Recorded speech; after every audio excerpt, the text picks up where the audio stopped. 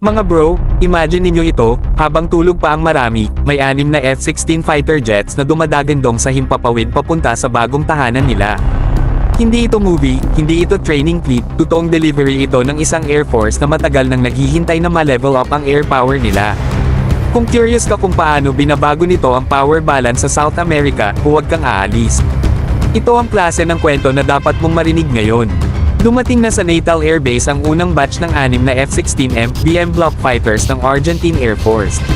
Matagal itong pinagplanuhan, matagal inintay, at ngayong dumating na sila, literal na panibagong yugto ito para sa Argentina.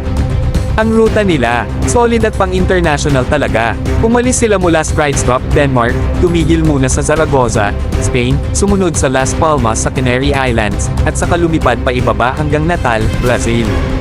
Isipin mo yung long-haul flight na yan para sa fighter jets, mga bro, hindi biro ang coordination, logistics, at support na kailangan.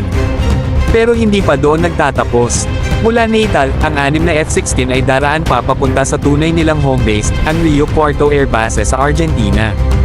Doon sila officially magiging bahagi ng frontline fighter fleet ng bansa. Para sa isang bansang matagal nang nag-operate ng aging platforms, malaking leap forward ito. Ang F-16M BM, kahit upgraded variant ng older models, ay reliable, combat-proven, at compatible sa modern weapons systems. So, hindi lang sila jets, asset sila. Ito ay statement na handa ang Argentina na i-modernize ang kanilang defense posture kahit tight ang budget at madami ang political debates.